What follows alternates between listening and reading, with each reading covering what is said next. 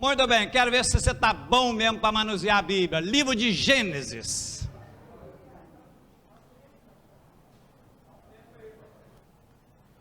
Tá, vou esperar uma meia hora até se achar.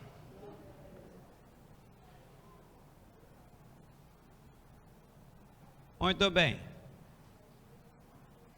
Livro do Gênesis, do princípio. Bereshit. Muito bem.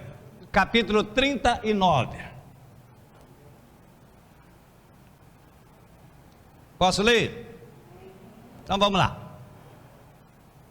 E José foi levado ao Egito, e Potifar, eunuco de Faraó, capitão da guarda, varão egípcio, comprou da mão dos ismaelitas que o tinham levado lá. E o Senhor estava com José, e foi varão próspero, e estava na casa do seu senhor egípcio. Vendo, pois, o seu senhor que o Senhor estava com ele, e que tudo que ele fazia o Senhor prosperava em sua mão, José achou graça aos seus olhos e servia-o, e ele o pôs sobre a sua casa e entregou na sua mão tudo o que tinha. E aconteceu que desde que o pusera sobre a sua casa e sobre tudo que tinha, o Senhor abençoou a casa do egípcio por amor de José, e a bênção do Senhor foi sobre tudo que tinha na casa e no campo. E deixou tudo que tinha na mão de José, de maneira que de nada sabia do que estava com ele, a não ser do pão que comia. E José era formoso de aparência e de formosa vista, e formoso à vista. E aconteceu depois destas coisas, que a mulher do seu senhor pôs os olhos em José e disse: deita-te comigo. Porém ele recusou e disse à mulher do seu senhor: eis que o meu senhor não sabe do que há em sua casa comigo, e entregou em minha mão tudo o que tem. Ninguém há maior do que eu nesta casa, e nenhuma coisa me vedou, senão a ti, porquanto tu és sua mulher. Como, pois, faria eu este tamanho mal e pecaria contra Deus? E aconteceu que, falando ela cada dia José, e ele não lhe dando ouvidos para deitar-se com ela e estar com ela, sucedeu num certo dia, que veio à casa para fazer o seu serviço, nenhum dos da casa estava ali. Ela então pegou pelas suas vestes, dizendo: deita-te comigo. E ele deixou as suas vestes na mão dela e fugiu e saiu para fora.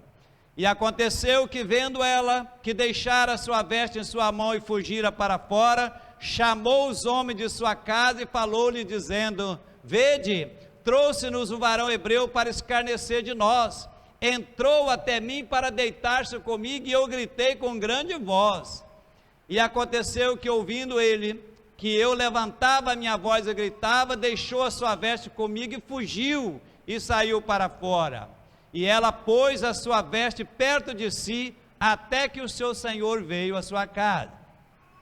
Então falou-lhe conforme as mesmas palavras, dizendo: olha, veio a mim o seu servo hebreu que nos trouxeste para escarnecer de mim. E aconteceu que, levantando eu a minha voz, gritando, ele deixou a sua veste comigo e fugiu para fora. Aconteceu que, ouvindo o seu senhor as palavras da sua mulher, que lhe falava dizendo conforme estas mesmas palavras que me fez o teu servo, a sua ira se acendeu. E o senhor de José o tomou e o entregou na casa do cárcere, no lugar onde os presos do rei estavam presos, e assim esteve ali na casa do cárcere. Vamos conversar sobre este assunto. Fala para mim. Por que pecamos? Já parou para pensar nisso? Por que a gente peca? Reflita com você mesmo. Por que eu peco? Por que pecamos? Talvez as respostas mais óbvias, mais comuns seria: porque a carne é fraca. A carne é fraca, mas o espírito é sem vergonha, né? Ah, porque a culpa é do diabo. São as respostas que a gente mais ouve. Querida, você sabe tanto quanto eu que nem sempre o diabo tem culpa de tudo, não. Conhece a história do cavalo? Quem conhece a história do cavalo? O diabinho novo, inexperiente, querendo aprender as malícias de fazer maldade, saiu em companhia do diabão mais velho para aprender umas lições. Primeira pessoa que ele encontrou, disse, vamos atacar, vamos... Calma, rapazinho, não é assim não. Depois encontrou mais outro, calma, fica calmo, você está novinho ainda no assunto, você não tem experiência. E aí ele encontrou um cavalo amarrado, e aproximou do cavalo, o diabinho achou que ele ia matar o cavalo, sangue, aquele negócio todo, ele falou, não rapaz, calma aí. Foi lá e soltou o cavalo. O cavalo se sentindo solto, entra lá na horta do camponês lá e começa a comer as hortaliças tudo. A mulher sai de lá, não gostou nada daquilo, pegou um rifle e matou o cavalo. O dono do cavalo vem e mata a mulher. O camponês chega em casa, vê que a mulher estava morta, foi lá e matou o dono do cavalo. Os filhos do dono do cavalo não gostou daquilo, veio e tacou fogo na casa lá e queimou tudo lá na casa do camponês. Quando o camponês viu toda aquela situação, perdeu tudo, perdeu mulher, perdeu casa, perdeu tudo, pegou e deu um tiro no ouvido e se matou. E aí um outro diabão chegou e falou, rapaz, mas como é que você conseguiu essa façanha toda? Como é que você fez isso? Ele disse, não fiz nada, eu só soltei o cavalo. É assim mesmo. Tem muita coisa que a gente está culpando o diabo aí, e nem sempre o diabo tem culpa. Tudo bem, querido.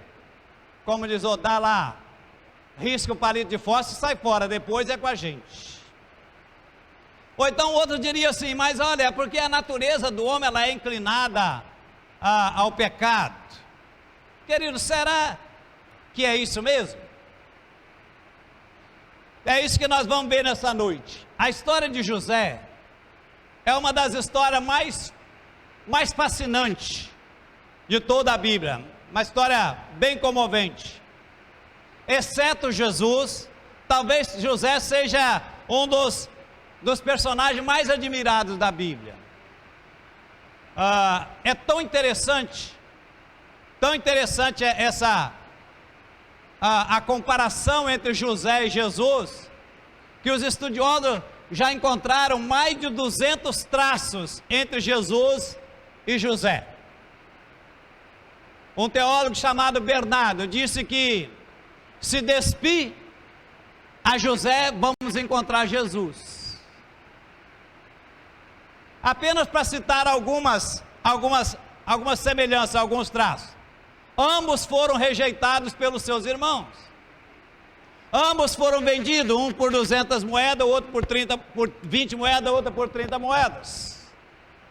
Ambos foram condenados sendo justos.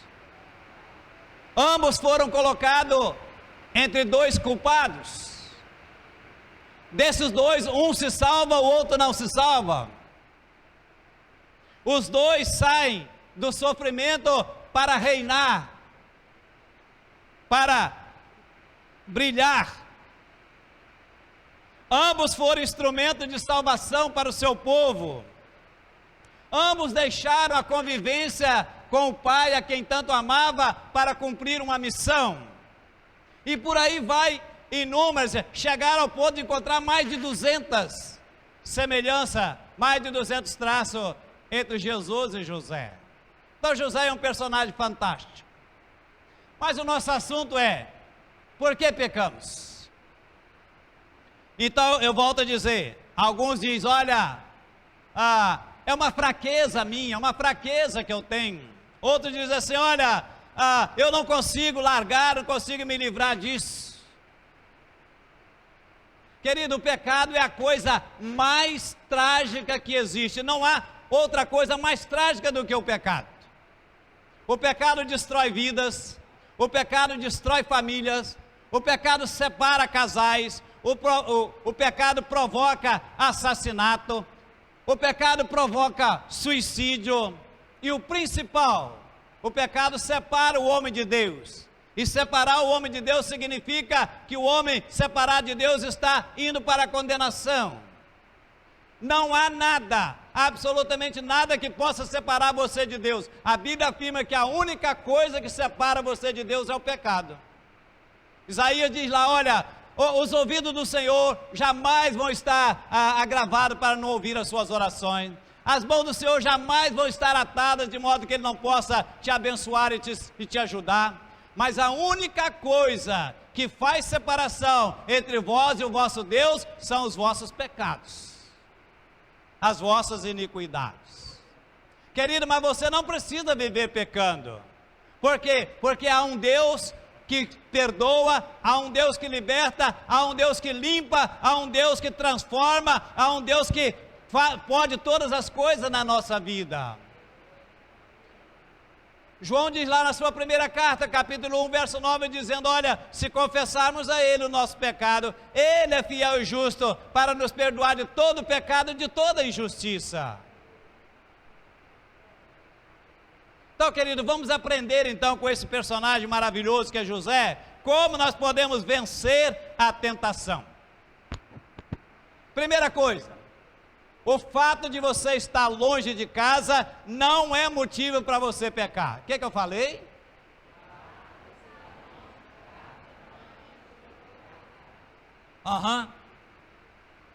Esse moço foi levado para o Egito, para longe da sua casa, longe da sua família, longe dos seus pais, longe do seu povo, conjecturando longe da sua igreja. José poderia ter pensado assim, olha, ninguém está vendo, eu posso fazer o que eu quiser. Por que eu estou falando isso, querido? Porque muitos caem acreditando nesse argumento mentiroso. E às vezes quando estão longe de casa, quando estão longe da família, quando estão longe da igreja, quando estão de férias, quando estão viajando, às vezes pensam assim, ninguém está vendo, ninguém vai descobrir, então eu posso fazer o que eu quiser. Querido, não acredite nessa mentira, porque você nunca, jamais vai estar longe do olhar de Deus. O salmista lá no Salmo 139, ele diz, olha, se eu subir até o mais alto, o Senhor está. Se eu descer até o mais profundo, lá está Ele também. Se eu for até uma extremidade e a outra, até ali o Senhor está, os olhos do Senhor estão me vendo. Então, querido, não creia nessa mentira, porque pelo fato de você estar longe de casa, é motivo para você pecar. Nós não podemos acreditar nessa mentira do diabo. Além do mais, querido, quando eu peco, Deus está vendo, eu estou vendo, o diabo está vendo, e a pessoa com quem eu peco está vendo também. Ou seja, você não está sozinho, como você pensa. José estava longe de casa, mas estava seguro, e bem seguro de que ele não estava longe de Deus. Querido, se você tiver essa consciência de que nada escapa aos olhos de Deus, você então vai evitar pecar. E acredite numa coisa, você vai evitar muitos problemas e muito sofrimento. Então não acredite que por estar longe de casa é motivo para você pecar, porque não é. Amém, gente? Segunda coisa, o fato de você estar carente de carinho não é motivo para você pecar. O que eu falei?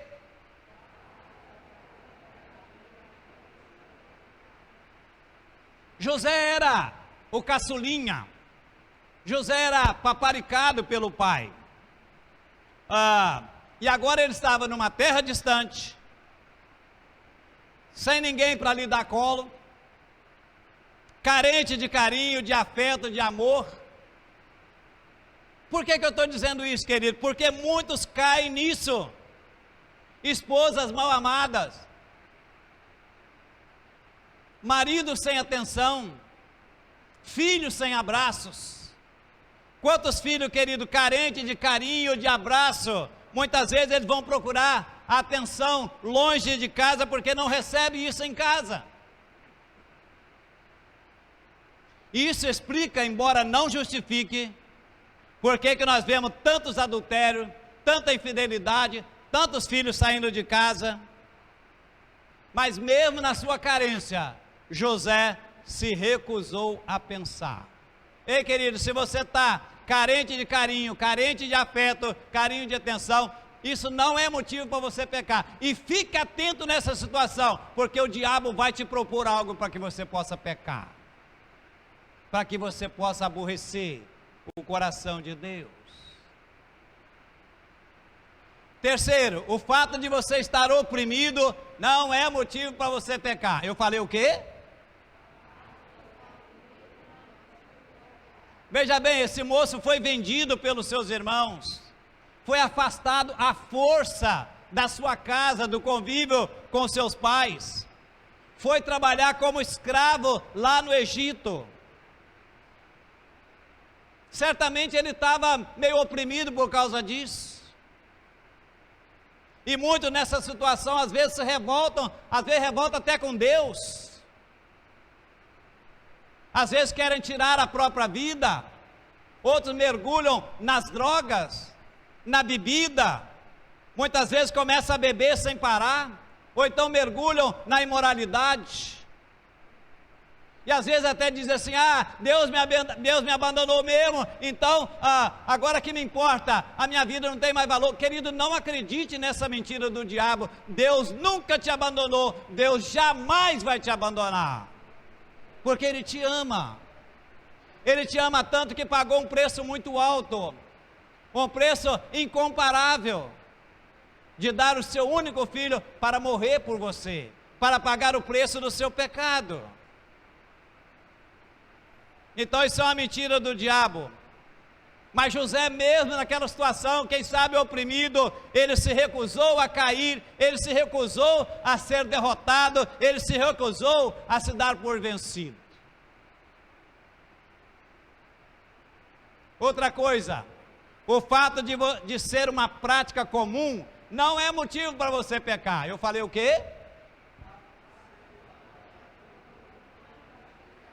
Historiadores dizem haver documentos que provam ser essa uma prática comum na época de José. Dizem eles que naquela época a mulher de Potifar não era a única a usar de infidelidade. Isso era uma prática comum.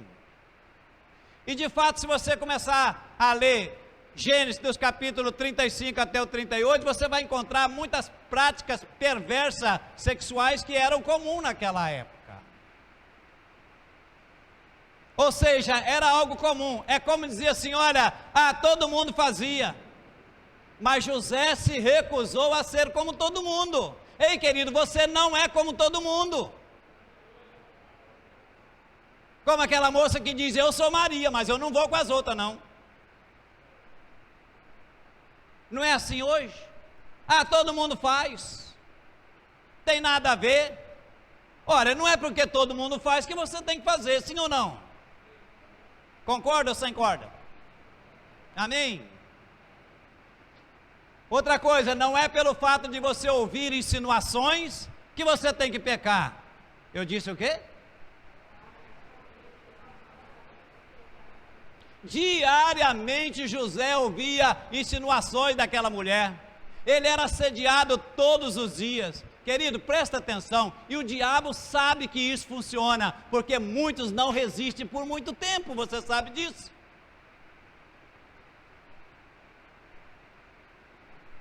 José não dava ouvidos às insinuações, os assédios dela. Ele colocou no seu coração que ele não pecaria contra Deus nem contra o seu senhor, o seu patrão, o esposo da mulher. Querido, talvez, eu não sei, pode ser que você esteja sendo assediado no seu dia a dia. Talvez você está sendo assediado ou assediada no seu local de trabalho. Talvez você está sendo assediado ou assediada pelo seu vizinho ou a sua vizinha. Talvez na sua escola, quem sabe no ônibus, onde você pega o ônibus todo dia, ali no mesmo ponto, que às vezes senta na mesma cadeira com você. Quem sabe por um colega de trabalho, que muitas vezes está lá sempre falando com você, hoje é sexta-feira, trabalhamos a semana toda, demos duro, vamos dar uma saída, custa nada, vamos dar uma voltinha, um happy hour aí e tal, né? Mulheres, etc, para dar uma relaxada. Querido, faça como José, não dê ouvidos. Se preciso, fuja, busque a Deus.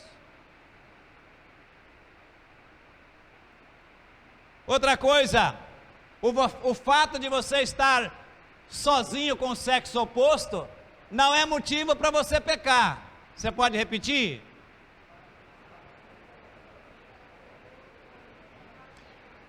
Veja bem, José veio à casa do seu patrão, mais um dia para trabalhar, e diz o texto que num belo dia, ninguém dos da casa estavam presentes, exceto a Potifera. Querido, claro que isso é por demais sedutor, claro que isso é demais perigoso, ficar a sós com a pessoa do sexo oposto é perigoso. Aliás, hoje até do mesmo sexo é perigoso. Então evite ficar sozinho, querido, com alguém do sexo oposto. Evite ficar sozinho com alguém do sexo oposto no carro. Cuidado com as caronas que você anda dando. Quem me conhece sabe já desses 30 anos de pastorado que eu não dou carona se eu não tiver com a minha esposa ou com outra pessoa, eu não dou. Lamento, fico triste, já passava aí no ponto de ônibus, ver às vezes uma irmã sozinha, mas não posso, não faço isso. Evite ficar sozinho no quarto. Esses dias preguei e falei aqui, querido, eu não sei esse negócio hoje em dia de estar na moda de namorado, a namorada ou namorado entrar e ficar dentro do quarto com o namorado, com a namorada. Você já sabe o que vai acontecer. Evite ficar sozinho com o sexo oposto em casa, no escritório, onde quer que seja, querido. Conhece aquela história de que gasolina perto do fogo, gasolina perto de fogo, isso mesmo, né? Pega fogo? Por que eu estou falando isso? Porque é aqui que muitos caem. Porque se acham muitas vezes que são fortes demais para determinadas situações. Querido, você não é tão forte assim como você imagina. Olha para mim. Hormônio não é crente não, meu filho.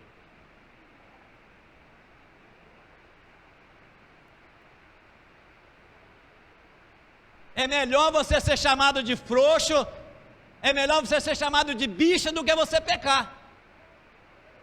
Ah, mas eu sou homem. Querido, deixa eu falar uma coisa para você. Homem é quem tem coragem de fugir e sair fora e não pecar contra Deus.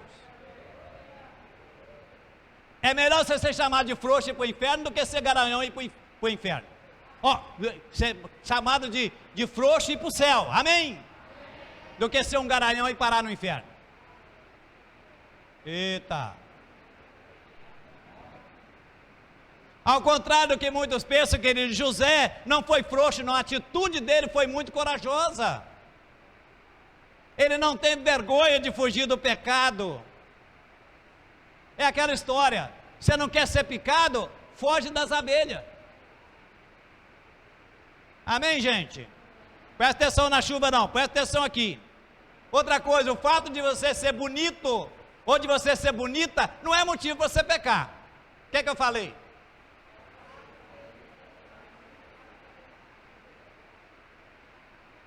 A Bíblia diz que José, no verso 6, a Bíblia diz que José era atraente e de boa aparência, tipo o pastor Joel quando era mais novo. Mas querido, é claro que você, por fato de você ser bonito ou bonita, não é por isso que você vai pecar. Você tem que cuidar bem do seu corpo, você tem que fazer de tudo para você ficar bonito, ficar bonita, mas por favor, não usa isso para provocar o sexo oposto. Se for casado, então pior ainda, você tem que ser bonita, você tem que ser bonito para o seu marido e para a sua mulher. E o senhor deixa de ser miserável, dá um dinheiro ela de vez em quando para ela ir no salão, dá uma geral para ficar mais bonita ainda. Aê!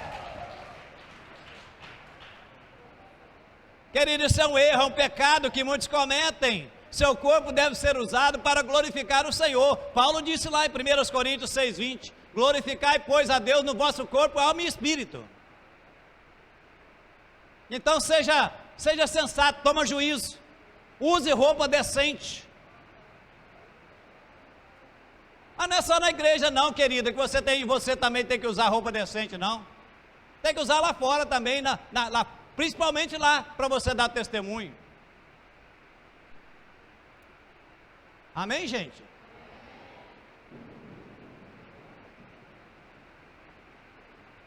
Camarada ou a camarada usa tamanho M, quer botar P, não vai dar. Alguma coisa vai ficar de fora aí. Vá para uma academia se o senhor ou a senhora tiver precisando. O senhor deixa de ser relaxado. Quando você namorava, você era todo cheiroso, todo saradão. Agora você está com esse barrigão aí, todo relaxado, cara. Hein? Chega um ponto que a mulher também não aguenta não, cara. Hein? Amém? A senhora também dá uma ajeitadinha aí quando ele tiver para chegar, viu? Toma um banhozinho, perfuma todo, tira aquele calção que ele joga a bola a semana toda, larga aquilo. Aquela camiseta furada lá, tira aquilo, minha filha. Aquela camiseta lá da Dilma. Mas tem mulher que recebe marido assim, cara, aí o cara vai dizer, pelo amor de Deus, né? Negócio veio, o cara já está meio cansado, meio baqueado, ainda vê um trem desse?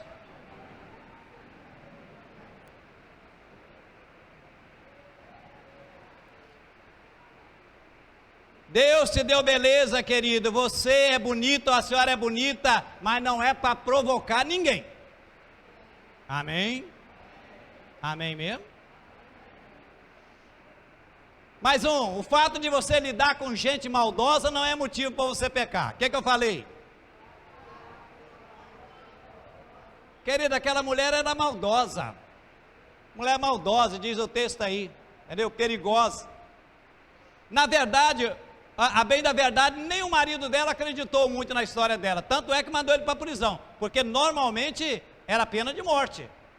Mas ele tanto não acreditou muito nela que ele mandou ela para ele mandou José para a prisão. Porque José, na sua cautela, saiu na hora, ele foi prudente. Mas tem gente, querido, que não é assim. Esse aqui é o problema. Por que eu estou tocando nesse assunto? Porque não é assim. Tem gente que é complicada, sabe que a pessoa é complicada, sabe que a pessoa é maldosa, está sendo assediado o dia todo, está sendo, de alguma forma, envolvido, vai se envolvendo cada vez mais e não tem coragem de fugir.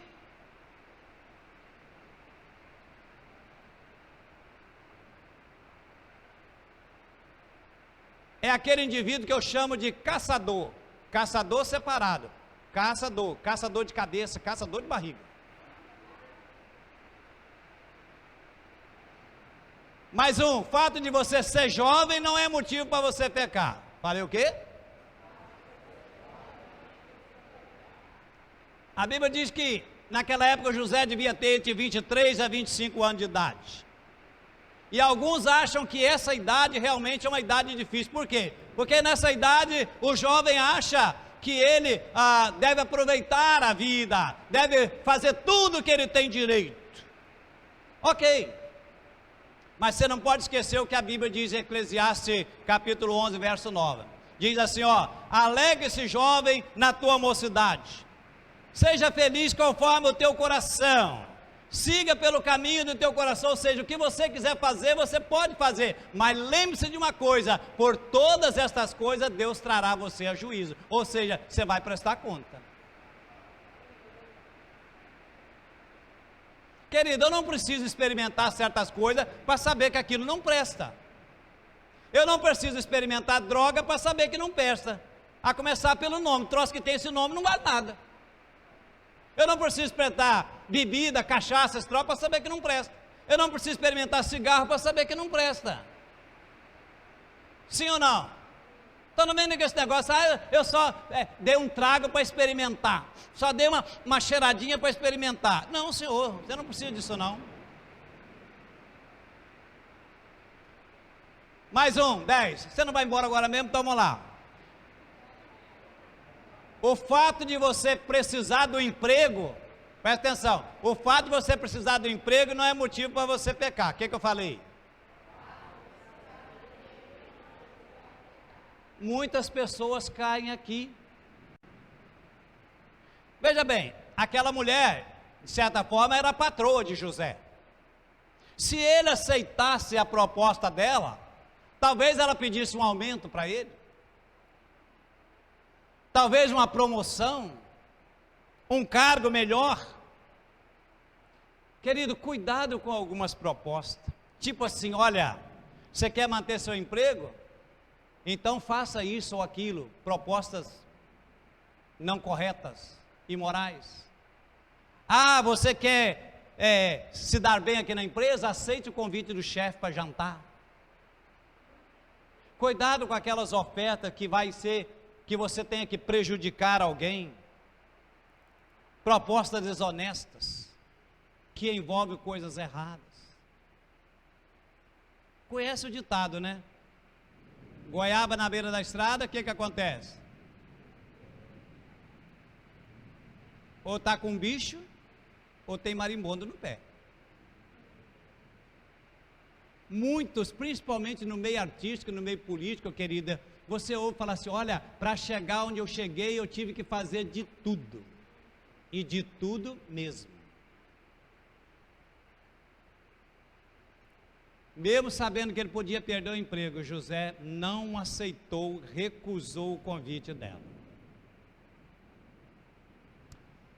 Ok, concluindo então, é possível a gente vencer a tentação. Não há razão para pecar, essa é a grande verdade. Não há razão para pecar, José venceu. Apesar de tudo isso que eu falei com você, apesar dele estar longe de casa, apesar dele estar com falta de carinho, apesar dele estar preso lá no Egito, apesar de ser um costume da época, apesar das insinuações daquela mulher, apesar dele ser jovem, de ser bonito, apesar de estar lidando com uma pessoa maldosa, apesar dele ser jovem, apesar de ele precisar do emprego, nada disso levou José a pecar. Então, respondendo a pergunta, por que é que nós pecamos? Porque não vigiamos. A Bíblia diz que o diabo anda ao nosso redor o dia todo, bramando como um leão, procurando a quem possa tragar. Então, por que nós não vigiamos? Porque muitas vezes nós damos lugar ao diabo. E posso ser sincero? Está gravando esse negócio, né? É sem vergonhice mesmo. Amém, gente?